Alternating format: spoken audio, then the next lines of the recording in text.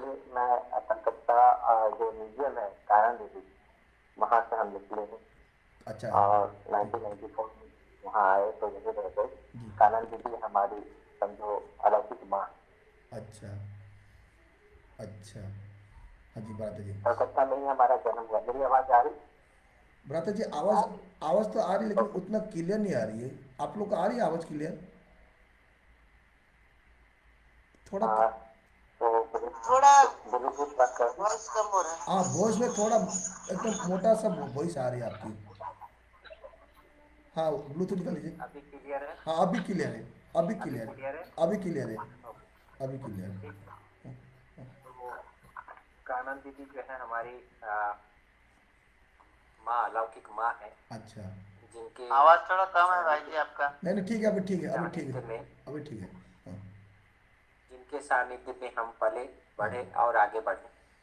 आज से 1994 में जब मधुबन आया, हाँ। तो उससे पहले ही मैं जैसे ब्रह्मा बाबा को एक साक्षात्कार होता था, और अपने आप को 32 से लेकर 36 तक, जब तक शिव बाबा उनके तन में आए, तो एक अलग प्रकार की उनके अंदर कौतूहल, मन और बुद्धि से बातें किया करते थे।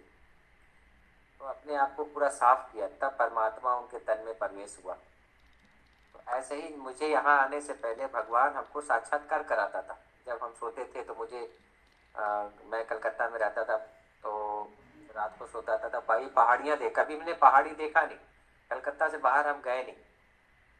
ज़्यादातर हम यूपी गए हैं।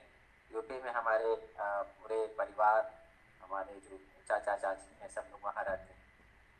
और वो भी मात्र 1-2 साल ही रहे, बाकी कलकत्ता में ही हमारा जन्म स्थान, पढ़ाई लिखाई सब कलकत्ता में हुआ। लेकिन एक चीज हमारे मन में बार बार ये आती थी, ये मेरे साथ हो क्यों रहा है। लेकिन जब मैं यहाँ आया मधुबन, जो हमने साक्षात्कार किया, और सूरज भाई, आतम भाई, इन भाइयों को देखता था तो मुझे एक प्रेरणा मिलती थी कि हमें भी इनके जैसा बनना है। वो साक्षात्कार तो एक प्रकार से हमारे लिए एक सपना था, लेकिन जब यहाँ आया तो अपना बन गया, क्योंकि वो जो हम देखते थे हम यहाँ देख लिया और यहीं रह गए। तो ड्रामा प्ले अनुसार एक मोह होता है माँ को, तो आई थी और मुझे फिर वापस लेके गई। फिर 1 महीना ही मैं वापस रहा और फिर वापस आ गया। तो जब से आया हूँ 94 से, तब से मैं मधुबन में ही सेवाएं अपनी दे रहा हूँ। और लक्ष्य ही रखते हैं जितना हो सके जीवन निर्विघ्न बने, जैसे कि हमारा आज का टॉपिक है, आओ चले संपूर्णता की ओर। आप लोग जानते होंगे जब फिल्म खत्म होने वाला होता है तो कितना सोचते हैं कि बस एग्जिट कहाँ से हो, है ना। मैंने अपने लौकिक काल में से दो दो बार हमने सिनेमा घर में गया था। 92 में हमारी ये जो दीदी हैं लौकिक, वो हमको लेके गई थी फिल्म में दिखाने।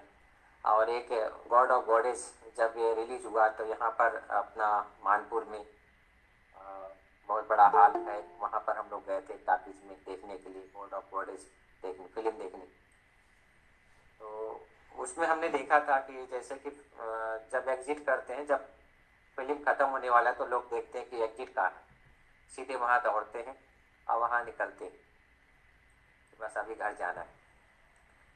तो ऐसे ही ये फिल्म जो है 84 जन्मों का ख़त्म होने जा रहा है, जो अभी बाबा इशारा दे चुका है। और 2017 में ही बाबा ने टू लेट का बोर्ड लगा दिया है। जो आत्माएं आने वाली थी आ गई हैं, और जिनको बनना था बन रही हैं। और उनका बाबा जो कहते हैं ना, सदा काल का अभ्यास, एवर रेडी और अचानक, ये जो शब्द है ये हमारे दिलो दिमाग में सदैव चलना चाहिए।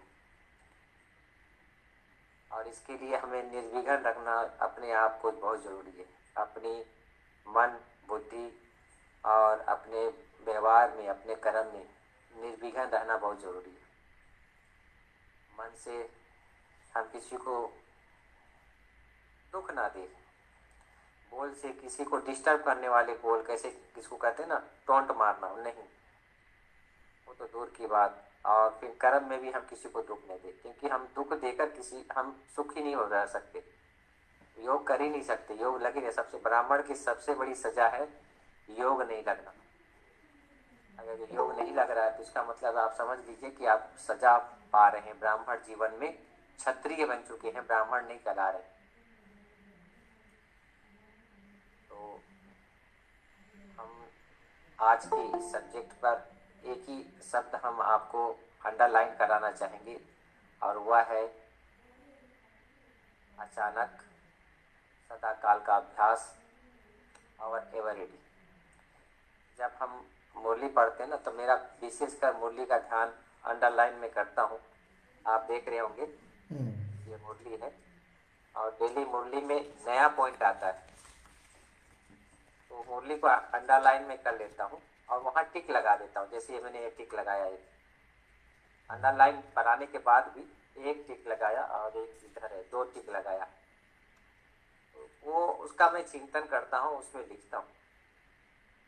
अभी 4 दिन पहले बाबा ने मुरली में कहा था कि कई बच्चे हैं आत्म स्वरूप में स्थित होकर बाबा को याद नहीं करते, जिसके कारण बाबा का प्यार उनको नहीं मिलता है, जो हम भक्ति मार्ग में आज दिन तक करते आए। तो ये बहुत बड़ा हमारे लिए एक कहेंगे गोल्डन चांस है, ये समय जो वक्त जा रहा है।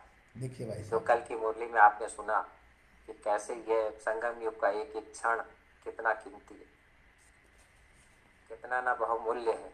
तो जब हम इसको सोचते हैं ना, तो रोंगटे खड़े हो जाते हैं। और जब हम योग में एक गीत हम सुनते थे, पहले योग में बैठते थे, अभी भी वो याद आते हैं। हम सेवा करके आए थे और वो गीत बजा, स्नेह प्यार पाकर बाबा बांधी जीवन डोर। वो साक्षात्कार का पाठ था वो, कैसे बाबा हमको संपूर्णता का स्वरूप दिखा रहा है। वो मुझे अपनेपन बहुत ही एक अपनापन लगा कि बाबा मेरा है, इस दुनिया में कोई अपना नहीं है। जब वो साक्षात्कार हुआ हमें, तब से हमने बांध लिया, नाम जैसे विजय, काम भी विजय, और कर रहना भी कि विजय। तो नाम के अर्थ काम करना, ये भी बड़ा सौभाग्य भगवान हमको दिया, और आज दिन तक हम चलते आ रहे हैं। लक्ष्य हमारा एक ही रहता है कि किसी प्रकार का भी कोई भी उलझन, जो आज बाबा ने मुरली में वरदान में लास्ट में बराता जी ने पढ़ा कि ब्राह्मण जीवन में उलझन माना कहीं न कहीं सूत अटकी पड़ी है, लटकी पड़ी है। हम उसको, उस सूत को हम बंधन नहीं समझे। जैसे हम परिवार में रह रहे हैं, हमारा संपर्क है, हम सबके सामने हम मिलजुल कर रहते हैं, हमारे सामने हमारे बच्चे, हमारे पति, हमारे सब कुछ है, लेकिन अटैचमेंट नहीं हो। वहाँ अटैचमेंट जहाँ आता है ना, वहाँ पर थोड़ा सा अपनापन आता है कि मेरे हैं, और जहाँ मेरा आता है वहाँ पर लगाव होता है, और जहाँ लगाव होता है वहाँ झुकाव होता है। तो ब्राह्मण बनने के बाद सबसे बेहतरीन जो हमें मौका मिलता है वह है कि हम स्वतंत्र भारत के स्वतंत्र नागरिक हैं। हम अपने विचारों को, अपने संकल्पों को, अपने मन को, अपनी बुद्धि को, अपने बोल को, अपने व्यवहार को परमार्थ, अभी कुछ समय पहले दीदी जयंती सुना रही थी, एक शब्द मुझे अच्छा लगा कि ईश्वर, अर्थ, व्यवहार, वो क्या होता है। तो मुझे उसका जब चिंतन किया ना, तब मुझे बहुत मक्खन निकला, बहुत मक्खन निकला। और मक्खन ये निकला कि वास्तव में हम वही अभी जो शांति वन है, ज्ञान सरोवर है, पांडव वन है, ये वहीं खेल चल रहा है। मधुबन में वही खेल चल रहा है, ईश्वरीय व्यवहार। यहाँ कोई भी अपना नहीं, कोई भी पराया नहीं, सभी अपने हैं और सभी एक बाप से जुड़े हुए हैं। यहाँ वो कठपुतली वाली खेल चल रही है, और यही सेंटरों में भी हालत है, क्योंकि मैं सेंटरों में जब वहाँ की सिचुएशन हमारे पास आते हैं, वहाँ की परिस्थितियाँ हमारे पास आते हैं, तो मैं वो चीज़ को अंडरलाइन करता हूँ कि हम सोचते हैं कि मधुबन में ही ऐसी परिस्थितियाँ आती, नहीं, सेंटरों में भी वही हाल। तो एक बल, एक भरोसे के बल पर जो सेंटर पे रह चुका है वो जिंदाबाद, वो बल्ले बल्ले, वो एक रस है, वो सूर्यवंशी है, वो उसके जीवन में उलझन है ही नहीं, वो सदा ही प्रसन्न चित्त मुद्रा में रहता है। क्यों? क्योंकि प्रश्न है ही, जो हो रहा है ड्रामा अनुसार चला। कुछ ऐसे ऐसे गुत्थे हम बांध के रखे जैसे नथिंग न्यू, 5000 वर्ष पहले हुआ था, हो रहा है। जैसे यूनिक पार्ट है हमारा, हमारे जैसा कोई है नहीं, हीरो पार्ट धारी भगवान के साथ है, एक ये रख ले। दूसरा स्माइल फेस, हर समय मुस्कुराता हुआ खुशी हमारे जीवन में बनी रहे। अब भाई खुशी कैसी आएगी? कई लोग सोचते हैं भाई खुशी होगी कैसे? अरे खुशी ना आने के कारण दो हैं। एक, आत्मिक अनुभूति की कमी, हम आत्मिक भान में नहीं रहते, हम अमृत वेला नहीं करते, हम शाम का योग आत्मिक स्वरूप में रहकर नहीं बैठते। जिस आत्मा को योग में निंद्रा आती हो वो समझ लेना चाहिए कि वो योग नहीं कर रहे हैं, बहुत वो सुंदर, निंद्रा देवी रावण की बहन, बहुत सुंदर जो प्रार्थना रावण है, की बहन, बहुत सुंदर। रा, ये चीज़ को मैं भी रावण, अनुभव। जी जी, रावण की जो बहन है निंद्रा देवी, उनके साइड सीन में चली गई। तो अमृत वेला, जैसे कि आज भी दुकान में अगर रात्रि को अगर ग्राहक आते हैं तो दुकानदार को ना वो मना करेगा भाई आज नहीं कल आओ। बोला ठीक है, हमारी तो कमाई हो रही है, रात भर खुला रहे, ग्राहक आ रहे हैं तो वो तो कमाई करेगा। ऐसे ही हमारा ये कमाई का समय, कई कई बार बाबा ने बोले क्या रात में बैठ कर योग भक्ति करो, तो ये करना चाहिए। कभी रात को नींद नहीं आती है, बैठ जाओ, आत्म भान मेरा बैठो, प्रसन्न मुद्रा में बैठो। जब हम योग में बैठते हैं तो वो प्रसन्नता हमारे जीवन में, कोई देखे या ना देखे, मेरी आत्मा गुड़ या गुड़ की गोछी जाए, मैं देख रहा हूँ, मेरा बाबा देख रहा है। और तीसरा, कोई देखे या ना देखे, मेरे पड़ोसी में कौन बैठा है, अगर मैं संगठन में भी हूँ तो भी ये मानना चाहिए मैं एकांत प्रिय, मैं संगठन में नहीं। जैसे हिमालय के पहाड़ी में लोग जाते हैं तपस्या करने के लिए, वहाँ रहते हैं, एकांत में लीन हो जाते हैं, वो जड़ से लीन होते और हम चैतन्य से लीन होते। हमारे अंदर में दिव्यता आती और उनके अंदर में जड़ चीज एक कहते हैं कि हठ योगी, हठ के द्वारा योग प्राप्त करना, वो बाबा ने मना कर दिया। इसीलिए घर गृहस्थ में रहते हुए बाबा ने हम बच्चों को पवित्र योगी बना रहा है, हमारे सारे उलझनों को समाप्त कर रहा है। जीना कैसा है ये मुरली के आधार पर अगर हम जीते हैं, मुरली के पॉइंट लेकर हम जीते हैं तो लगता है कि वाह ये होनी चाहिए। अभी कुछ भी एक्स्ट्रा करने की कोशिश ना करो। एक्स्ट्रा माना कि भाई जी ऐसे हैं, बहन जी ऐसे हैं, शायद हम भी कुमारी होते तो हम भी टीचर होते। नथिंग, जो है जैसा, जैसे कि हम बताएं आपको ज्ञान सरोवर में जो अपना बना है उसके पीछे में एक क्या नाम है, भवन बना है, भवन और महल जैसा बना है। आधा खा के लिए वो निजार भाई ने बनवाया, करीब 2 करोड़ रुपया देकर, बहुत सुंदर बनाया। तो उसका जब उद्घाटन हुआ था तो हम लोग गए थे, तो हमने क्या देखा कि निजार भाई ने वो लिखवाया है भवन में, क्या लिखवाया है कि बाबा मैं जो हूँ जैसा हूँ आपका हूँ, ये शब्द थे उसमें लिखे हुए बड़े रंगोली में।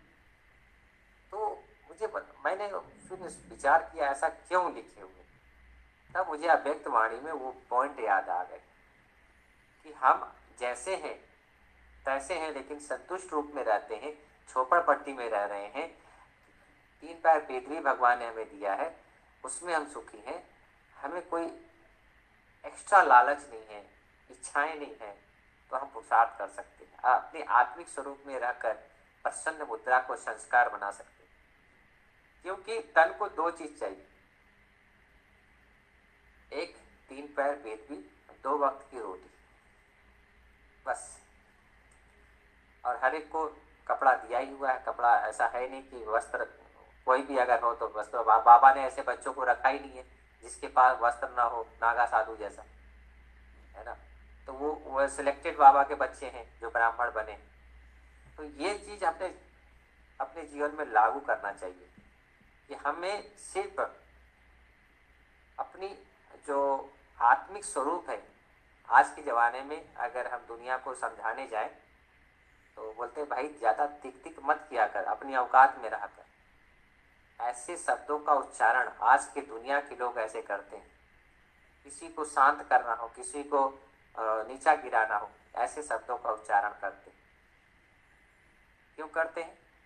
क्योंकि वो चुप रहे, अपने अपने जितना चादर उतने में रहे, उसकी औकात पता चले।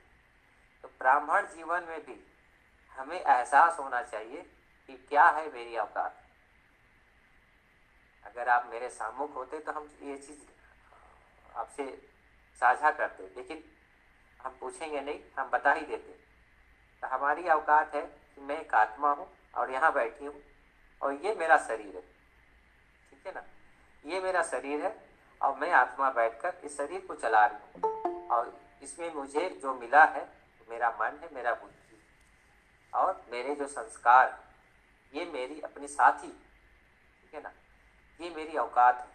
इसके बाद जो आत्मा के साथ जो आई है, क्या क्या आई है? संबंध, संपत्ति और स्थान। ये भाग्य से मिलता है, पिछले जन्मों के कर्म से। जो हमारे पिछले जन्म है उनके कर्म से हमको इस जन्म में भाग्य मिलता है। तो हम कई जन्मों में अच्छे कर्म किए होंगे जो आज मधुबन में बैठे हुए हैं। यह मुझे तो एहसास होता है, क्योंकि आज दिन तक हमने आज तक किसी को दुख दिया ही नहीं, किसी को भी मन से भी, तन से भी, किसी पर बोल से भी, व्यवहार से भी किसी को दुख नहीं दिया। हाँ, थोड़ा सा ये है, किसी के बोलने से थोड़ा सा हो गया, वो भी 10 साल पहले, 10 साल पहले थोड़ा से आ गया था। किसी ने, वो भी सीनियर भाई ने कुछ ऐसे शब्द बोल दिए थे, तो मेरे को थोड़ा सा हलचल सा लगा। फिर जब मुरली में उन्हें करेक्शन किया, मुरली में बाबा ने जब शब्द कहा, तब फिर बैलेंस में आ गए। तो मुरली हमारे लिए एक प्रकार से माइंड को बैलेंस रखने का बहुत बड़ा अच्छा जरिया है, जब उसको सुनते रहते। हम ये चीज़ अंडरलाइन करें, किसी प्रकार का कोई भी उलझन, कोई भी दुविधा हमारे जीवन में ना आए, और उसके समाप्त करने का सबसे अच्छा साधन है, वह है अपनी आत्मिक स्वरूप में रहना। जो हमने कहा कि अपनी औकात में रहना जीवन का सच्चा विश्राम है, तो वह है आत्म अनुभूति। यही अनुभूति में हम सतयुग में रहेंगे। हम नर नहीं, नारी नहीं, मैं आत्मा हूँ। जब ये आज 2-3 दिन से मुरलियों में यही चल रहा है, आत्मा का पाठ, आत्मा का पाठ, आत्मा का पाठ। तो भाई आत्मा दिखाई नहीं देती, हम कैसे माने आत्मा है? अरे भैया, हम आंखों से देख रहे हैं, ये साधन दुनिया, ये साधन के द्वारा इंटरनेट यहाँ से जा रही है, सारी दुनिया लोग सुन रहे हैं, फेसबुक में जा रहा है, और इंटरनेट ये सतयुग में तो होगा नहीं, लेकिन क्या होगा? संकल्प। आज चलो यहाँ चलते। पुष्पक विमान आया, बैठे और निकल पड़े।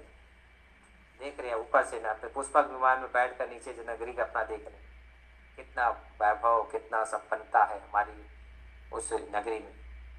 जब उस नगरी को देखते हैं तो हम अपना आज का समय भूल जाते हैं, और वो तब आएगा जब इस जन्म में रहकर 2 चीज लेकर आए। एक है संतुष्टता और दूसरा है हर्षोत्मुकता, खुशी। ये 2 ऐसे गुण हैं जिससे मैं कई जन्मों की, 21 जन्मों की कमाई कर सकती हूँ। इस 2 चीज़ों से हमारी एकाग्रता बनती है, निर्णय शक्ति आती है, हमारी दिव्यता आती है, हमारे जीवन में हर समय एक डिविनिटी कहें या उसको कहें अलौकिक कहें, वो चीज़ आता है। आभा मंडल कहें, वो चीज़ आता है, ओरा जिसको कहते हैं। और ये तभी होगा जब हम अपने आप को बाबा के आगे समर्पित कर देते। अभी करीब मैं समझता हूँ 18 दिन पहले एक बाबा ने वरदान में कहा था, लौकिकता को अलौकिक में परिवर्तन करने वाले समर्पित बुद्धि भव। तो हम लौकिक में रह रहे हैं और हम अलौकिक रूप से चल रहे हैं तो भी हम समर्पित हैं, और अलौकिक में रह रहे हैं अर्थात सेंटर में मधुबन में रह रहे हैं, लेकिन लौकिकता है, बोल व्यवहार हमारा मधुर नहीं है, हमारे जीवन में संतुष्टता नहीं है, हम इच्छाओं के गुलाम हैं, तो भी हम लौकिक रूप में ही जी रहे हैं। हम वह जीवन नहीं जी पा रहे हैं जो भगवान मेरे से चाह रहा है। तो ये बहुत बड़ा एक प्रकार से हमारे लिए गोल्डन चांस है, खुला ऑफर है भगवान का। इसीलिए देखो ये ब्रह्मा कुमारी के ज्ञान को लेकर कई लोगों ने अपनी अपनी संस्थाएं कुटुंब खोल लिया। स्टार्टिंग में शंकर पार्टी खुल गई, बाद में विष्णु पार्टी खुल गई, उसके बाद रायपुर में शिव बाबा आ रहे हैं और एक मम्मा पार्टी खुल गई। कितनी माना ज्ञान वही है जो बाबा मुरली में हमें कहता है। क्या कहता है कि बच्चा 7 दिन का कोर्स कर लो, विश्व में कहीं भी जाओ मुझे याद करो। माना खुला ऑफर बाबा देता है, बांध के नहीं रखता है, क्योंकि खुद बंधा नहीं है। वो शिव बाबा खुद बंधा नहीं है, इसलिए वो बांध के नहीं रखता है। तो ये सबसे बड़ा हमारे को गोल्डन चांस इस समय मिलता है, और इसके लिए आपको बैठकर तपस्या करनी पड़ेगी। और तपस्या में 2 चीज़ का ध्यान रखना होता है। एक अपने खान पान का, क्योंकि जितना हम सही देखो ये शरीर है, एक प्रकार से जड़ चीज़ है, इसको हम आवश्यकता है खाना खाने का, भूख लगी है खाओ, प्यास लगी है पानी पियो, नहीं लगी है तो मत खाओ, प्यास नहीं लगी है तो मत पियो। कोशिश करके जितना हो सके अपना आवश्यकता आविष्कार की जरिए, प्यास लगता है पानी जाके पीते हैं, भूख लगता है खाना खाते हैं। अब ये सोचो समय हो गया फिर हम लीजिए, भूख लगी नहीं फिर भी खा लेते, वहाँ पर हमें दिक्कत आती। वहाँ क्या दिक्कत आएगी, हमारा अमृत वेला मिस होगा, ज़्यादा खा लेंगे नींद ज़्यादा होगी।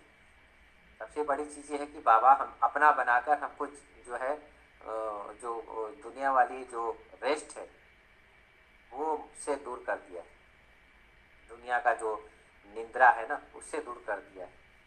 हम नींद में भी सोते सोते भी हम क्या करते हैं, वाइब्रेशन देते हैं, सुख की वाइब्रेशन। जैसे छोटा बच्चा होता है ना, कैसे माँ की पलकों में सो के बड़ा सुख के वाइब्रेशन फैलाता है, कितना अच्छा लगता है, एक छोटा बच्चा सब सोता है। तो ऐसा ही हमें भी ऐसे निश्चिंत मुद्रा में हमको सो जाना, विष्णु के सिर से जाना, वो है हमारा सोना, कोई चिंता भी करनी। सुबह ब्रह्मा बने, दोपहर में विष्णु, रात को शंकर।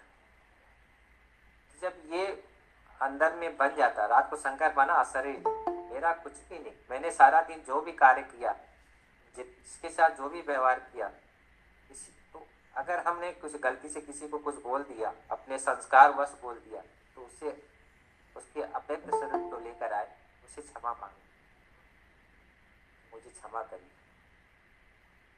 मुझे क्षमा करें, मैं आपसे क्षमा प्रार्थी हूँ, मैं आज के बाद ऐसा शब्द नहीं बोलूँगी, न बोलेगी। जब ये हम करने लगते हैं तो हम अपने आप से बड़े हो जाते हैं, भगवान अपने गोद में रख लेता है। क्योंकि जो गलती कर रहे हैं ना, अगर उसकी एहसास जागृत होती है तो हम संपूर्णता की ओर बढ़ते हैं, अलौकिकता की ओर बढ़ते हैं, दिव्यता की ओर बढ़ते हैं। और हम गलती किए जा रहे हैं, मैं शरीर नहीं हूँ फिर भी शरीर, हम अपने आप को जो है शरीर समझते जा रहे हैं, गलती भी गलती किए जा रहे हैं, और महसूस नहीं कर रहे हैं कि भाई भगवान कहता तुम आत्मा हो, और हम शरीर समझें कि ये शरीर ये जो है विजय है, मैं विजय हूँ, हाँ मैं विजय हूँ। अरे विजय तो विजय शरीर का है, तुम आत्मा हो। जब ये भान आ जाता है, अरे मैं आत्मा हूँ, मणि हूँ, चमकता हुआ सितारा हूँ,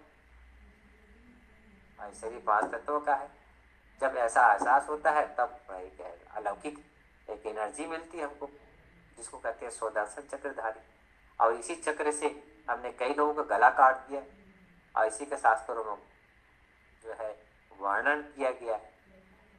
इसीलिए जो संगम युग पर बाबा ने हम बच्चों को बताए हैं, आजकल के साधु संत महात्माएं या शंकराचार्य हुए, चाहे अच्छे से अच्छे वैज्ञानिक हुए, उनको भी पता नहीं है आत्मा का ज्ञान।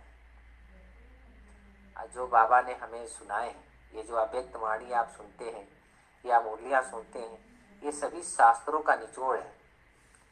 जैसे आटे में नमक डालते ना, ऐसे ही पूरा का पूरा जो है नमक, जो है नमक बोलते हैं आटा, पूरा नमक है।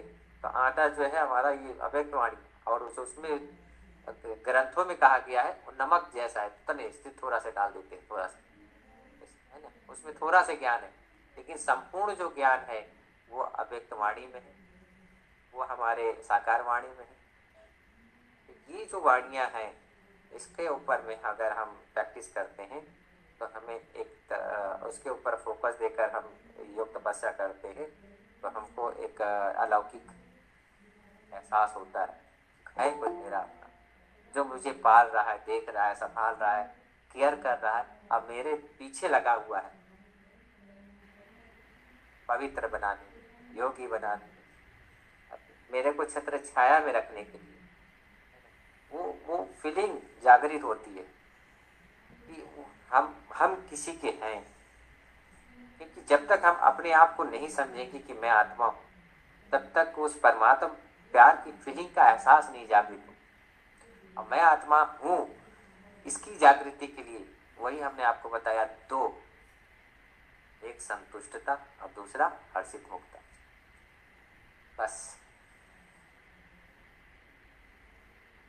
मैं जो हूँ, मेरे पास जो भी है, मुझे जो भी खजाने मिले, मेरे जितने भी धन संपत्ति दौलत या मेरा मन मेरी बुद्धि जो कुछ है, ये प्रभु तेरे अर्पण, मेरा कुछ भी नहीं। बस मैं इस तन में बैठा हूँ और इस विश्व रूपी रंग में पाठ बजा रहा हूँ। तुमने मुझे दिया है पाठ बजाने के लिए, अब मैं पाठ बजा रहा हूँ। आज इस शरीर में हूँ, कल दूसरे शरीर में रहूंगा। ये एहसास कि मैं एक एक्टर हूँ, एक पार्ट बजा रहा हूँ, जब तक ये एहसास हमारे जीवन में नहीं अप्लाई होगा, तब तक कहीं न कहीं हमारा मन जो है अटक जाएगा, भटक जाएगा, लटक जाएगा, झटक जाएगा। ये मन जो है एक जगह स्थिर नहीं होगा, जिसको कहते हैं मन मना भाव मध्या जीव माँ में ज्ञात करो। ये तभी होगा जब उस परमात्म अनुभूति में पलते हुए रहते हुए अपने जीवन को चलाते रहेंगे, अपने आप को उस वाइब्रेशन में रखेंगे। सपोज आप जाएं सब्जी लेने के लिए, हमें सब्जी खरीदनी है, सब्जी लेने की जिम्मेवारी, वहां तक जाने का जो समय है, हमारा जो श्वास है, हमारा संकल्प है, उसको दिव्यता से भर दे। कैसे? बाबा आज चलो हमारे साथ सब्जी, खुदा दोस्त को ले लो, उसको लेके चले हम, मुस्कुराते हुए आप सब्जी वाले को मुस्कुराहट दो। आपकी मुस्कान को देखकर वो भी देखेगा ये दिव्य आत्मा है, अच्छी आत्मा है, भाई इसको ऐसे ही दे दो तो अच्छा है, इसको हमें कुछ पुण्य मिल जाएगा। तो ये होता है क्यों कि आपकी अलौकिक छवि, अलौकिक व्यवहार ही लोग सहयोग करने के लिए तैयार हो जाते हैं। सिर्फ हमको देना सीखना चाहिए। ये जो हमें दिव्यता, अलौकिकता गुण हमें जो मिले हैं, जो वैभव हमें मिला है, वैभव माना एक गुण रूपी खजाने जो मिले हैं, अपने व्यवहार से अगर हम किसी को देते हैं, उसके जीवन में प्रसन्नता आ जाती है, उसके जीवन में एक अलौकिक खुशी जागृत होती है कि आज से एक ऐसी दिव्य आत्मा से हम मिले। तो ये प्रैक्टिस तभी होगी जब हम 2 बजे उठकर अमृत बेला से लेकर मना सुबह 2 बजे से लेकर 5 बजे तक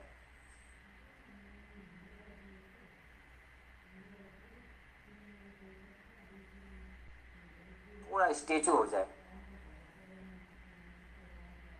अपने संकल्प को देखें, पूरा शरीर को बिल्कुल मत हिलाएं और देखें अपने आत्म भान में सारा काम आत्मा कर रही है, इस ब्रह्मांड को देख रही है। ये है आकाश तत्व, ये वायु तत्व, नाभि सूर्य, जल थल, एक भाग थल, तीन भाग जल, एक सूर्य, ये वायु, यहाँ हवा नहीं है, ये आकाश है। ये ब्रेन जो है 10 करोड़ सेल से बना हुआ है। यहाँ थोड़ा से भी, अभी एक बहन आई हुई है यहाँ पर, उसका एक नस खिंच गया आज से करीब बचपन में 5वीं क्लास में, तब से वो गोली खा रही, सिर्फ वो जो गोली खा रही ना, वो नस के कारण खा रही, और आज दिन तक वो ठीक नहीं हुई। और जब वो नहीं खाती है तो उसको बेचैनी होती है। सोचो, जैसे कोई अपंग हो जाता है या कोई क्या पोलियो मार देता है तो सारा जीवन भुगतने लगता है।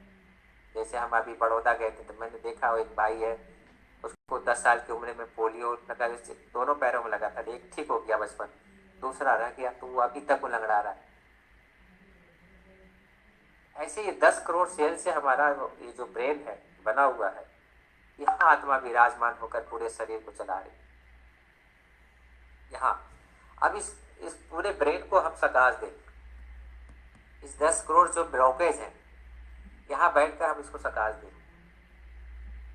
और ये जो शरीर है हमारा, इस शरीर रूपी पूरा 9 लाख कोशिकाएं हैं, पूरा यहाँ से लेकर हमारे पैर के जो एड़ी है वहां तक 9 लाख कोशिकाएं, उसको वाइब्रेशन, आप इसको पति से पावन बना लेते हैं, काया को कल्पतरु कर लेते हैं, तो एक प्रकार से आप, जो आज बाबा ने कहा काम जीते जगत जीते, जो बाबा कहता है विश्व कल्याणकारी, जो बाबा कहता है विश्व सकाश, विश्व का कल्याण करो, जब हम ये कार्य करने लगते हैं तब पता लगता है कि सचमुच में बाबा मेरे द्वारा और मेरी उपस्थिति ही प्रकृति को दासी बनाने का, जहाँ जहाँ मैंने खुद अपने ऊपर अनुभव भी किया है, जैसे कि कहीं कुछ तूफान आने वाला है या कुछ होने वाला है तो मेरी उपस्थिति तूफान को थमा देती है। बरसात होने वाली है, मुझे हमको जाना है, जैसे कुछ समय पहले हम जयपुर भर्ती कराने के लिए गए थे, तो पता चला कि हम जब पहुँचे तो वहाँ पर बारिश जो है ख़त्म हो गई, और जैसे वहाँ से हम निकले 2 दिन भर्ती के बाद फिर बारिश चालू हो गई। प्रकृति मदद करती है, ये चीज़ हमने एहसास किया है। जीवन में अगर हमने किसी को दुख नहीं दिया तो वो भी हमको दुख नहीं देगी। अगर हमने मन से, तन से, बोल से, व्यवहार से, कर्म से दुख दिया है तो हिसाब किताब लेने के लिए प्रकृति भी आती है, आत्माएं तो आती है, प्रकृति भी आती है। अभी जब ज़्यादातर जो हिसाब किताब आ रहा है वह हिसाब किताब प्रकृति का आ रहा है, वह हिसाब किताब साधनों सुविधाओं का आ रहा है, वह हिसाब किताब इविल सोल का आ रहा है, वह हिसाब किताब जो पिछले जन्मों के हमारे जो ऐसे कर्म किसी के साथ किया वो लेने की था। तो कुछ ऐसे ऐसे कर्म हो रहे हैं, ऐसे ऐसे व्यवहार हो रहे हैं जिसके कारण हम योग बल द्वारा ही इसको चुकतू कर सकते हैं। और उसका 2 ही रीजन है, एक अमृत वेला पावरफुल और संध्या कालीन जो अभी हमारा 6:30 से 7:30, ये समय गोल्डन समय होता है, जो हमारी पूजा होती है सुबह भी और शाम को भी। हम मंदिर में जाएंगे ना तो वहाँ भी रात शाम को भी घंटी बजती है और सुबह भी घंटी बजती है। तो ये 2 शाम जो टाइम होता है, इस समय हम आत्म स्वरूप में स्थित हो जाए।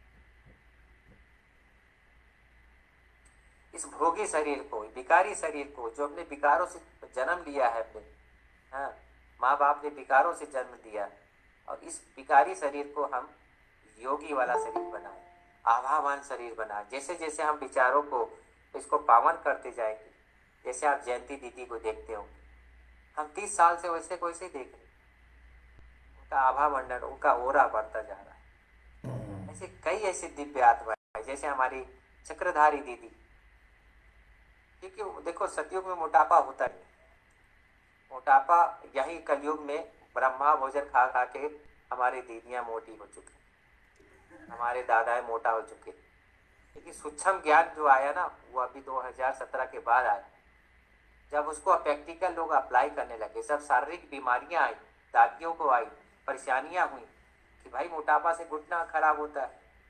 अभी हम उड़ीसा जयपुर में वहाँ गए थे जयंती दीदी के पास, हमने देखा इतना वेट, तुरंत उनको बोला भाई अब वेट कम करो, वो भेजा, करवा के आई, बहुत उनको अच्छा लगा। तो उनका मना अंदर से दुआएं निकली ना। तो हम तो सिर्फ यही कहते हैं कि भाई जो सतयुग में जैसे थे वैसे हम इस समय बन जाए, यही है संपूर्णता। हमको कुछ नहीं चाहिए। हमारा जो सतयुगी व्यवहार था, बोल था, कर्म था, वो हम संगम युग में पाठ बजाए। क्यों? क्योंकि 8 जन्म सतयुग के, 12 जन्म जो है त्रेता युग के, और 1 जन्म यहाँ। तो फाउंडेशन तो यहाँ बोना है। इसीलिए इस जन्म में कई आत्माएं ना गुप्त पुरुषार्थ कर रही है, अपने आप को संपन्न बना रही, अपने आप में लगी ज्यादा इधर उधर। कहते साइलेंस द गोल्ड, जितना साइलेंस में रहो, अपनी मस्ती में मस्त रहो,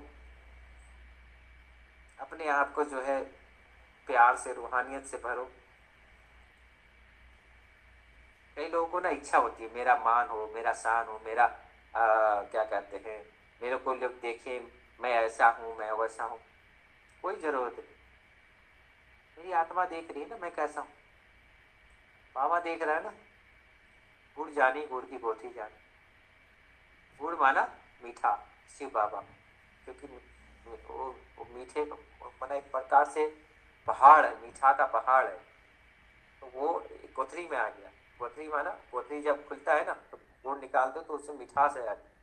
अभी 800 करोड़ आत्माएं से 12 लाख 14 लाख आत्माएं जो है बहुत मीठी हो चुकी, बहुत मीठा हो गई। और यही आत्माएं सतयुग में जाती। इस सतयुग का स्टार्टिंग की संख्या 2 लाख होती है और एंड की जो संख्या है 2 करोड़ होती है, और आते आते 33 करोड़ तक हो जाती है। अभी 850 करोड़ आत्माएं, तो सिलेक्शन हो रहा है। गुड़ जाने गुड़ी को बोलिए। आप अमेरिका में बैठी है कोई भी, अभी कल हम वो हंसा दीदी ने बुलाया था अमेरिका में, मैं बाबा कमरे में गई, बाबा मुझे जाना चाहिए कि नहीं जाना, सुना रही थी। नहीं बेटी, बाबा के घर है, आओ, वेलकम।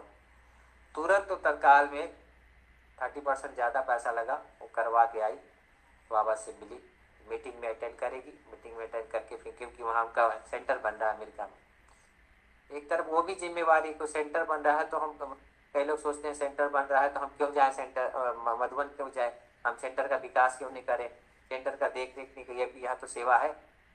लेकिन नहीं, मधुबन में जितने बार आओ उतना प्यार यहाँ पाओ और उतना लुटाओ, क्योंकि यहाँ बहुत सारी ऐसी नई चीज़ें मिलती है मीटिंग में जो हमको वहाँ सुनानी पड़ती, वहाँ करनी पड़ती, अप्लाई करनी पड़ती, कुछ नया नया। जब हम नया करते हैं तो नवीनता को प्राप्त करते, कुछ ना कुछ क्रिएटिविटी हमारे जीवन में आती है। इसलिए हमें एक एहसास होना चाहिए कि मुझे क्या मिला, मैं कौन हूँ, मेरा कौन है। जब ये नशा रहता है ना तो हमें कुछ सोचने की जरूरत नहीं है, ऑटोमेटिक ही आता है।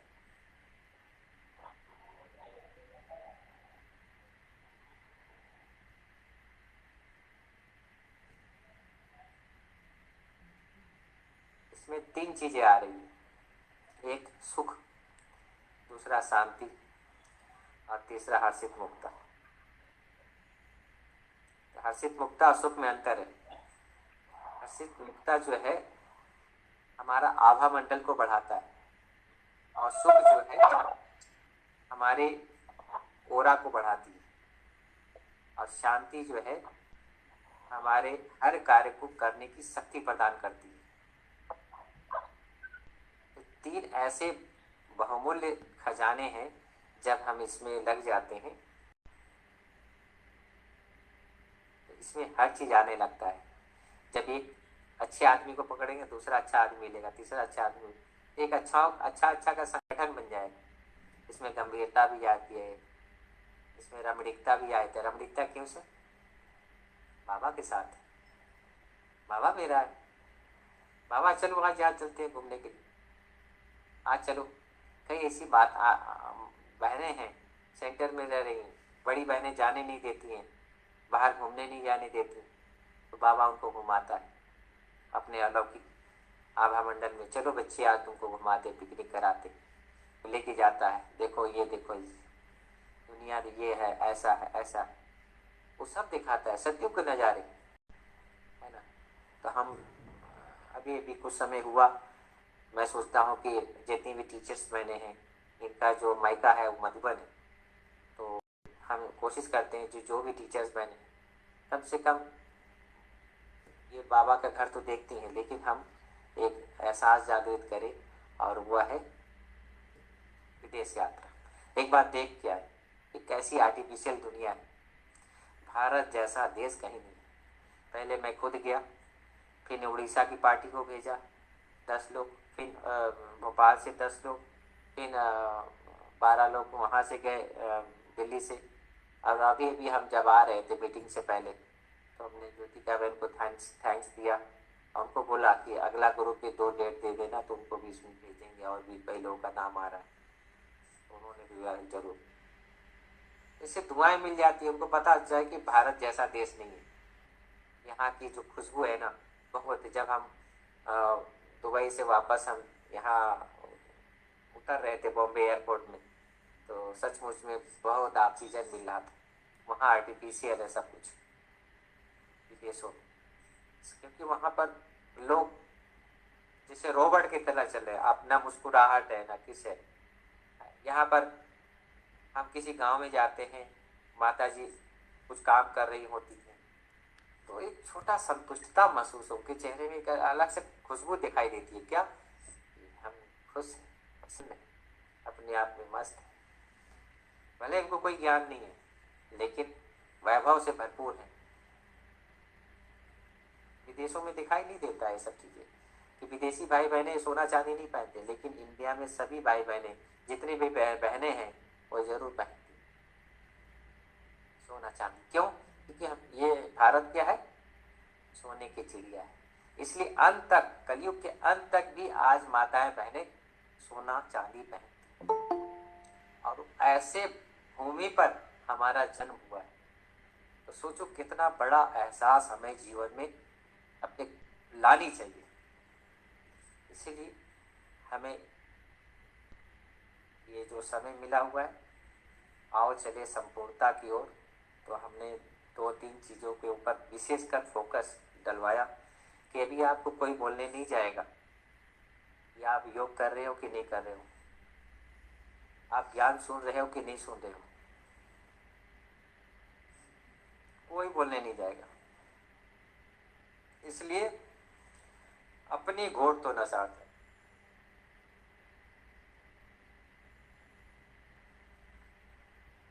अपना मेहनत करो, अपना चिंतन करो। मुझे याद है कि सूरज भाई हमारे थे, जब मैं किचन में यहाँ सेवा में था, मैंने 10 साल ज्ञान सरोवर में व्यतीत किया। उन्होंने खुद उनको लेके गए यहाँ से, क्योंकि मैं उनको होमवर्क करके देता था, तो मुझे एक टॉपिक देते थे, उस समय उनका क्लास चलता था, वो टॉपिक देते थे, तो लिख कर मैं उनको दिखाता था, उनको अच्छा लगता था। तो उस कारण हमको ऊपर लेके गए, दिखाया, मैंने वहाँ पर हम 10 साल ज्ञान सरोवर सेवा की। तो परिस्थितियाँ बहुत आई, लेकिन हमने ज्ञान योग को ढाल बनाया और परिस्थितियों पर विजय प्राप्त की। आज जिस स्थान पर मैं बैठा हूँ, आदरणीय दादी जानकी जी ने इसका उद्घाटन किया। उनके पैर कमल यहाँ पर पड़े, और यहाँ उन्होंने आशीर्वाद दिया, एक बल एक भरोसे के साथ साथ आपको यही सेवा करनी है। जो कि इस सेवा का मुझे अब या कोई सेवा का ज्ञान नहीं था, कोई भी हमको इसके पता नहीं था, लेकिन बाबा ने बैठा दिया। तो जो भी सेवा होती है, कठपुतली बनकर करते रहते हो, करा रहा हम कर रहे, तो किसी प्रकार का मन में उलझन दुविधा दुख नहीं आता। तो आपको एक चीज़ बहुत सीक्रेट बता देता हूँ, आप डेली की मुरली आप खुद पढ़ें। सुने तो सुने हो, ठीक है, सुने में भी एकाग्रता हो, जैसे रीढ़ की हड्डी सीधी हो और जागृत अवस्था में हो, और तीनों लोग को नाप ले। ऊपर से आकाशवाणी हो रही, बाजू में कौन बैठा मुझे नहीं मालूम, वो रोशनी, वो किरणें आ रही, उनके शब्द मेरे कानों में पड़ रहे, और जो जो शब्द आ रहे हैं उसका विजुअलाइजेशन कर बाबा कहाँ लेके जा रहे हैं।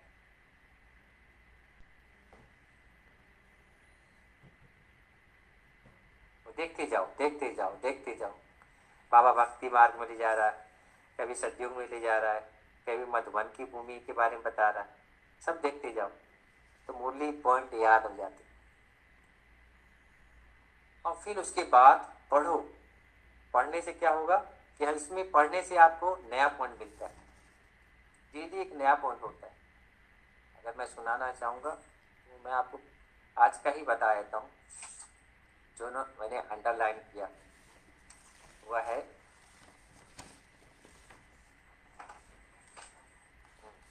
ये है। कई लोग स्टार्टिंग में बाबा का ज्ञान छोड़ के चले गए, लेकिन वापस यहीं आए। इसका एक उदाहरण है, 1 नंबर गेट में एक भाई है, वहाँ पर सेवा देता है। ये हालत बहुत ही खराब बना, उसके पैर सूजे हुए और वो ब्रह्मा बाबा साथ की थी दादी।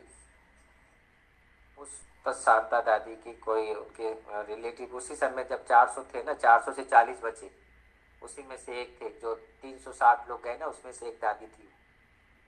तो वो शादी करके एक बच्चे को लेकर आई, तो यहाँ पर रुकी थी। तो अंदर तो एंट्री नहीं मिला, बाहर में वो मकान लेकर वहाँ रही अपने बच्चे के साथ। तो वो सरी छोड़ दी अभी 4 साल पहले। अब उनका बेटा अंदर ही वहाँ गेट पे रहता है। तो ये हालतें जब हम देखते हैं ना कि देखो भगवान अपनी कहीं भी जाते हैं, हाटी तो एक ही है ना। तो इस समय लक्ष्य रखना चाहिए। हाँ जी। एक सवाल पूछ रही थी, आप जिनके बारे में बोले वो ये बहुत अस्वस्थ है वही? हाँ जी वही। तो हिसाब किताब देखो कैसे लेकर तो आए। मानसिक रूप से भी कुछ है क्या? हाँ जी। क्यों? क्योंकि जब भगवान आया, भागवत भगवान की निंदा और नहीं पाए, वो अभी चल रहा है। इस समय भगवान के बनकर अगर आप रावण के बनते हो तो उस दुनिया में ठहराव नहीं हो पाए, फिर वापस यहीं आओगे। जो आज बाबा ने मुरली कहा, एक ही हड्डी है। जैसे दुकानदार की चीज अच्छी होती है तो दाम एक होता है, यह तो शिव बाबा की हड्डी है, वह है निराकार। ये एक पॉइंट था। दूसरा पॉइंट हमारा था, अव्यभिचारी व्यक्ति में आने से तुम दुखी हो पड़े हो। ये दूसरा अंडरलाइन था। और तीसरा अंडरलाइन था, नष्टो मोह बनो, वाम एकम याद करो तो पाप कटेंगे। है ना, कभी कभी अपने शरीर से भी मोह होता है ना। अरे भाई, मोह रखना चाहिए, शरीर से ही तो हमें 21 जन्मों की बादशाही लेनी है। अगर सिर में दर्द होगा, कहीं पाँव में दर्द होगा, कहीं हमारे को कुछ होगा, तो हम योग लगेगा नहीं। शरीर को जो मांगता है उसको दो। बाबा ने अभी कुछ समय पहले क्या कि ये ड्राई फ्रूट खिलाओ, इसको ठीक रखो, खिलाना चाहिए। और साक्षियों की खिलाओ और उसे ठीक भी होता है। आज के साइंस के साधन ऐसे निकल गए। आज लेजर सर्जरी, आज हम वो जो अजमेर वाली बहन है, वो बिना चश्मा की वो मुरली पढ़ रही थी और मैं चश्मा लगा के पढ़ रहा था। चश्मा लगाया और चश्मा लगा के ऐसे पढ़ रहा था, तो मैं अपने ऊपर शर्म कर रहा था कि वो साकार बाबा के साथ की दादी, वो बिना आँख का चश्मा बिना चश्मा के पढ़ रही और मैं चश्मा लगा के पढ़ रहा हूँ। तो मैं अपने ऊपर शर्म आ रही थी। क्यों आ रही थी? फिर बाद में पता चला कि ये साइंस के साधन, इस साइंस ने इतना प्रगति कर लिया है कि एक लेजर लेंस डालते हैं अंदर में, जिसमें चश्मा लगाने की जरूरत नहीं पड़ती है। तो वो शीलू दीदी ने भी करवाई, इन्होंने भी करवाई थी। तो वो भी चश्मा लगाने की जरूरत नहीं है और नज़दीक का पूरा स्पष्ट दिखाई देता है। तो साइंस के साधन ऐसे बढ़ गए हैं, तो शरीर को स्वस्थ रखें और ज़्यादातर उपवास रखें, उपरवास, मन बुद्धि से भी और शरीर से भी। जितनी आवश्यकता है तो, नहीं आवश्यकता तो मत। सबसे अच्छी दवाई है तो उपवास। आज मेरे को 21 साल हो गए मधुबन में रहते, दवाई नहीं खाया। क्यों? जरूरत नहीं पड़ी, किसी चीज़ की ऐसी जरूरत नहीं पड़ी। जो एक्स्ट्रा चीज़ हम डालेंगे तो दवाई खाने की जरूरत पड़ेगी, चर्बी बढ़ेगी और फिर हम शिकार हो जाएंगे दवाइयों। तो हम इसीलिए मैं थोड़ा से मेरा वेट बढ़ गया था। मैं गया नेचुरोपैथी हॉस्पिटल में विजयवाड़ा, और मैंने वहाँ देखा कि नमक 80 प्रकार के रोग लेकर आती है। 80 प्रकार का रोग नमक, इतना भयानक चीज है ये नमक। तेल है, नमक है, मैदा है, ये वहाँ नामो निशान नहीं है। हजारों लोग का भोजन बनता है लेकिन नमक का नामो निशान नहीं। और लोग खाते क्योंकि जीना है। तो जब मैं आने के बाद फिर यहाँ मधुबन की कई भाई बहनों को भेजा, वहाँ का से 42 लोग जाके आए, वो लोग ठीक होकर आए। तो जीवन क्या है वो नेचुरोपैथी हमको बताती है, क्योंकि वहाँ नेचुरल दुनिया होगी। तो इसीलिए जितना हो सके नेचुरोपैथी करें, और ज़्यादा तकलीफ है तो आयुर्वेदिक कर ले, और नहीं तो होम्योपैथिक बाबा महिमा करता है, छोटी सी गोली खाओ ठीक हो जाएगा, वो भी ठीक है आत्मसंतुष्टि के लिए। लेकिन एलोपैथी में जितना वो दूर रहो तो उतना अच्छा है, क्योंकि उसके साइड इफेक्ट बहुत ज़्यादा है। लीवर को डैमेज, चाय तो हमें 18 साल हो गए छोड़े हुए। ग्रीन टी पियो या लेमन टी पियो और काढ़ा पियो, ठंडियों में इस समय काढ़ा बना के पियो, बहुत बढ़िया रहता, शरीर अच्छा रहता। चीनी का त्याग करो जितना हो सके, चीनी का आइटम कम खाओ, गुड़ जो है खाओ आप उसकी जगह में, मैदा और आटा का, बाजरा और ये सब ज़्यादा खाओ, ज्वार है ना, ये सब जितना आप इसको यूज करेंगे ना तो शरीर ट्रांसलाइट रहेगा। क्योंकि ये सारी चीज़ें हमारे फैट को बढ़ाती हैं, और जितना फैट बढ़ेगा उतना बीमारी आएगी। इसलिए शरीर में को फैट लाने मत दो। अगर जहाँ फैट आता है ठीक है, अब जिसका हो गया तो क्या करें, ठीक है हो गया है तो थोड़ा एक्सरसाइज योगा का, वॉकिंग करो, जीने के लिए खाओ, अपने ऊपर परहेज रखो, उसको घटा सकते हैं, योगा से कर सकते हैं। आपने देखा होगा अनिल अंबानी, मुकेश अंबानी का बेटा जो है वो, उसने घटाया था, कितना ऐसा छोटा लग गया था, फिर वो बढ़ गया उसका। लेकिन हमें बस एक ही लक्ष्य रखना चाहिए कि जब तक हमारा स्तन में पार्ट है तब तक हमारी खुशी, हमारी शांति, हमारी सुकून कोई न छीन ले जाए। इस चीज़ का विशेष ध्यान रखें। जो बाबा को कहता है ना कि बर्तन भी मांजना पड़े मुझे, तभी हम इस तन को हम विकारी प्रवृत्ति में न लेकर जाए।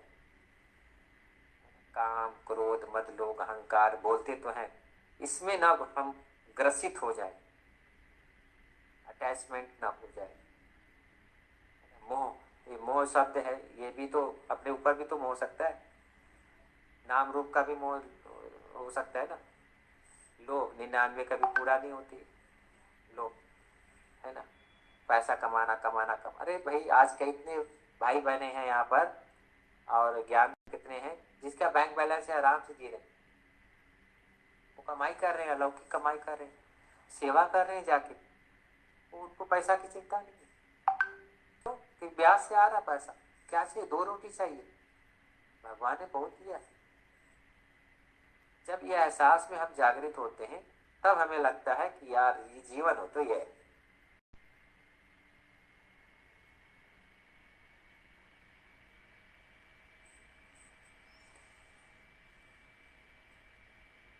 हम स्तन में ही जैसे मणि बनकर जीते हैं, बुलबुल बन के जीते, गुलबुल गुलबुल बाबा जाता ना, बुलबुल बुलबुल, ये सब हम लोग के लिए। कोई अलग से देवी देवताओं को बाबा नहीं कहता है, हम बच्चों को बोलता है, तुम बाबा के नैनों के नूर हो। तो हम नूर कैसे बने, इन आँखों से देखेंगे तब तो नूर बनेंगे। हम इन आँखों से किसी देहधारी को देखेंगे, देह के साथ ममत्व रखेंगे, तब देखो इन आँखों से हम किसी को दुआ भी दे सकते हैं, तो धुआं भी देख सकते हैं। अगर हम आत्मिक रूप में देख रहे हैं, भावना रख रहे हैं, तो हम दुआ दे रहे हैं। अगर वहीं देहधारी का हमारा व्यवहार है कि ये मिताली बहन है, ये दुर्गा माता है, ये कविता माता है, और वो नाम रूप में अगर ऐसे भावना है, तो वहाँ पर हमारा धुआं जा रहा है, वहाँ वाइब्रेशन आत्मिकता वाला नहीं जा रहा है। सारे किसी इंडिविजुअल लेकर हम अगर किसी को दुआ दे रहे हैं तो वहाँ पर मोह आ सकता है। लेकिन हम सारे उस आत्मा को देखकर सारे विश्व को देखें तो वहाँ पर हम नष्टो वहाँ बन सकते हैं। वो भी अपना पार्ट बजा रहा, मुझे भी बजाना। जैसे एक ही संकल्प रखना है कि अपनी आभा को, अपनी जो अवकात है, जिसको कहते हैं अपना आभा मंडल, अपनी अवकात माना मैं अपनी सोचने समझने की शक्ति, उसको पॉजिटिव रखें, उसके दायरे में रहें और उसी में कमाई करें। और जितना हमको सेवा मिली है, क्योंकि 4 सब्जेक्ट है, ज्ञान, योग, धारणा, सेवा। सेवा चौथा सब्जेक्ट है। तो सेवा कारण ज्ञान योग ना हो, सेवा में ज्ञान योग हो, है ना। कई लोग क्या करते हैं, सेवा में लग जाते हैं, ज्ञान योग में। आज बाबा ने मुरली में क्या सुनाया बताओ तो, याद है नहीं, है ना। सेवा कर रहे हैं, क्योंकि सेवा करने से हम जैसे मंदिर में जाते हैं ना, कितना अच्छा लगता है, ऐसे सेवा करने से आप मिलता है आपको वही एहसास, ठीक है ना। तो वो भक्ति वाला एहसास है। लेकिन उसमें ज्ञान डाल दो तो सोने में सुहागा हो गया। बाबा बाबा पीता है, बाबा रोटी बेल रहा है, बाबा झाड़ू लगा रहा है, हर काम में बाबा को यूज कर, तो कर्मयोगी बन गए। हमारा समय श्वास संकल्प सफल हो गया, हम फरिश्ता बनकर कर रहे हैं। हम फरिश्ता रहेंगे तो लोग हमको फरिश्ता समझेंगे। जब हम खुद अपने आप को शरीर समझ रहे हैं तो लोग भी हमको शरीर ही समझेंगे। आज जयंती बहन इतने जगह प्रोग्राम, लाखों प्रोग्राम में जाती हैं, शिवानी बहन जाती हैं, तो एक प्रकार से लोग उसको एंजेलिक रूप देखते हैं, इसलिए है कि वो एंजल समझती है अपने आप को। तो हम हर क्यों नहीं, क्या एंजल क्यों नहीं समझते, क्योंकि वो तपस्या हम नहीं करते, इसीलिए हम वो समझते नहीं हैं। और वो तपस्या, वो आभा मंडल हम विकसित करें। हम हर कोई यहाँ जितने भी जुड़े हुए हैं, जो इस सेशन को अटेंड कर रहे हैं, और अपने आप को बढ़ाएं। मैं समझता हूँ ज़्यादा नहीं, 6 महीने में लोग आपको समझने लग जाएंगे कि ये फरिश्ते, धरती के फरिश्ते। 6 महीने के अंदर में आपको रिजल्ट दिखाई देगा। क्यों? क्योंकि आपका व्यवहार, आपके संकल्प शक्ति, ये ज़्यादा काम करने, बोल से ज़्यादा जो है आपका व्यवहार और आपके संकल्प शक्ति ज़्यादा काम करते। इसलिए जितना हो सके अपने आत्मिक स्वरूप में स्थित रहते हुए, इससे जो हमारा 10 कर्मेंद्रियां हैं, ज्ञान इंद्रिया होकर कर्म इंद्रियां, उस पे ऊपर राज्य करके हम सुचारू रूप से सहज भाव से चले। जिसको जो मोटे हैं वो भी मोटे भाई, जो भाई बहन हैं वो भी यही समझें कि हम मोटे नहीं है। मैं यहाँ मेरा शरीर मोटा है, मैं तो आत्मा हूँ ना। अब ये सोचो कि हम पतला होकर फिर आत्मा बने, नहीं। इस मोटे शरीर में ही हमें आत्मा बन जाओ, मणि बन के। भैया तू बैठा रखा है, अब क्या करें हम। ये भी हो सकता है ना। अब बाबा ने मुझे अभी इसी रूप में दिया, तुम क्या करेंगे। जय मैं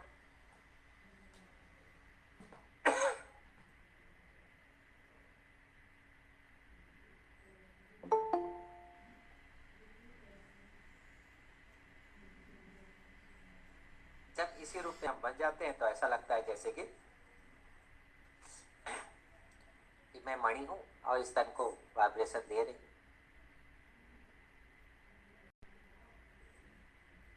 बैठी हूं।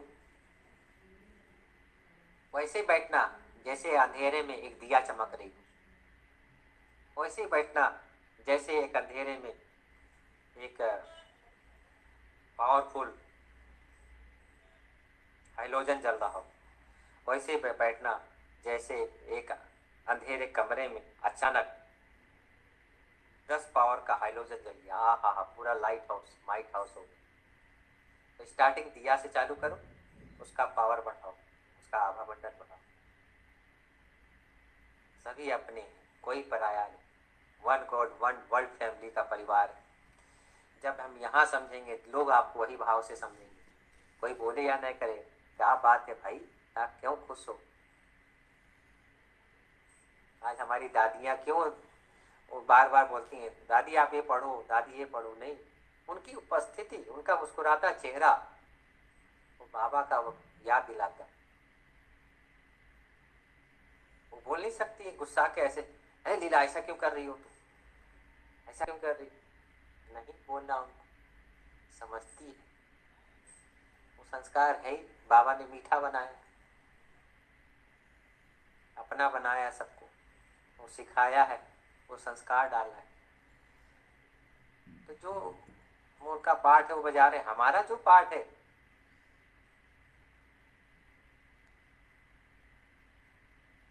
इसीलिए ये रिपीट हो रहा है। आज से 5000 वर्ष पहले भी हम आपसे मिले थे और आगे भी हम इसी तरह से मिलते रहेंगे और पाठ बजाते रहेंगे। तो हमारा सौभाग्य है, आप सभी आत्माओं से आज मुलाकात हो रही है और फिर एक 5000 वर्ष बाद भी मिलते रहेंगे। और आओ चलो संपूर्णता की ओर, अभी इस शरीर में रहते हुए फरिश्ता बनकर आप सब दिखाएं। और ये जो क्लासेस आप चला रही हैं, मुरली सुन रहे हैं, तो मुरली जो भाई साहब सुनाते हैं या मधुबन से आप लोग सुन रहे हैं, तो कोशिश करो कि एकांत में बैठकर उसका आनंद लो, मुरली का एक एक शब्द का, क्योंकि मुरली 1 सेकंड का होता है, 1 सेकंड का मुरली होता है। और जो जीवन होता है ना, वो सदा काल का होता है, योगी जीवन होता है। 1 घंटा 2 घंटा ये वाला योगी नहीं, 1 घंटा बैठ गए योगी योगी नहीं, पूरा जीवन हमारा योगी जीवन हो, पूरा एहसास होना चाहिए भाई हम उसके लिए पवित्र बन रहे हैं, उसके लिए जीवन में हमने अपने जीवन में अप्लाई किया है। हम उसमें जा ही नहीं सकते, जो बाबा जो हमको देखना चाहे हम उसे वही जैसा बन रहे हैं। बस यही एहसास के साथ जीना है, तभी हम दादियों को मैंने खुद देखा दादियों को कि कैसे एक आम इंसान कर्मयोगी बनता है, फरिश्ता बनता है, लाइट का आभा मंडल बनता है और लाइट के आभा मंडल लेकर ऊपर जाता है, 5 मिनट के बाद फिर वापस आता है और देखता है जर्जरीभूत अवस्था है शरीर है, और फिर वापस चला जाता है। एक फरिश्ता, एक आम मनुष्य को फरिश्ता बनते हुए हमने देखा है दादी प्रकाश मणि जी इन आंखों से। तो उन्हीं की आभा मंडल लेकर, उन्हीं का प्यार लेकर हम बैठे हुए, क्योंकि हमने ब्रह्मा बाबा को तो देखा नहीं, हमने दादी को देखा, हमने दादी जानकी को देखा, इसे विदयी होकर अपने कर्मिंदियों पर जनक मृदा से बैठी हुई थी। तो शास्त्रों का जो गायन है सब संगम युग का ही हो रहा है, और अगर तीसरे नेत्र से देखोगे तो आपको बहुत ही कुछ अलौकिक एक विराट नाटक दिखाई देगा। इसीलिए बड़े जितने भी हैं सब सकाश दे रहे, उनका बैठना ही सबसे बड़ी सेवा है, धरती पर बैठना ही बहुत बड़ी सेवा है। इसीलिए कोई कितना भी हमको कुछ भी कहे या कुछ भी हमको सुनाए, हमको चुप रहना है, उनका जवाब नहीं देना है अगर संपूर्णता को प्राप्त करना है तो, क्योंकि आपका चुप रहना ही उनके लिए विपन्न है। ब्राह्मण आत्मा का सबसे बड़ा पिस्तौल है, वह है साइलेंस बल।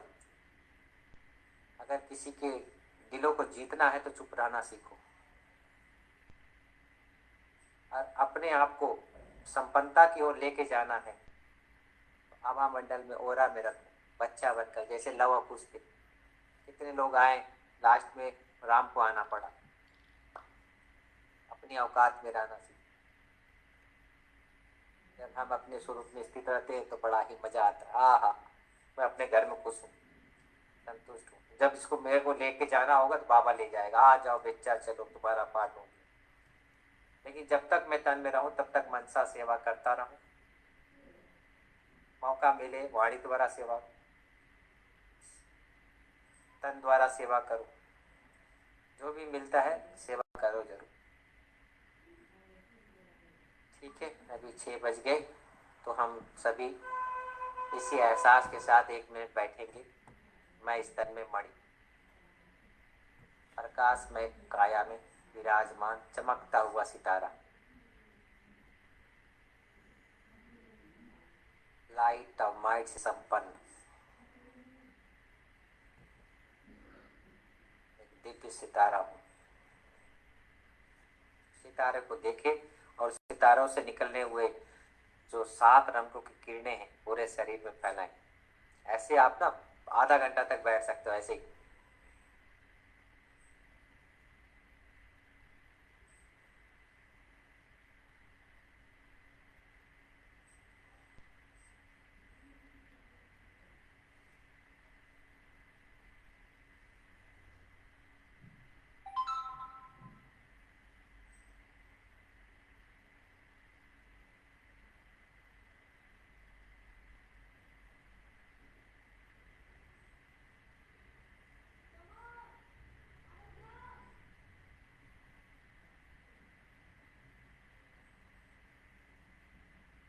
जितना भी समय आपको मिलता है कोशिश करो 4 घंटा बैठक योग। सुबह 2 घंटा, 2 से 4, 5, 2 से 4, 4 से 5 जनरल, और 2 से 5 वाला योग है बस ऐसे। और 4 से 5 वाला बाबा के साथ ब्रह्मांड, और 2 से 4 वाला है अपने आत्म स्वरूप में अपने लिए, और 4 से 5 वाला बाबा के साथ ब्रह्मांड की सेवा, 7 ग्रहों में, 9 ग्रहों में, और 5 तत्वों को देते हुए 800 करोड़ आत्माओं के लिए।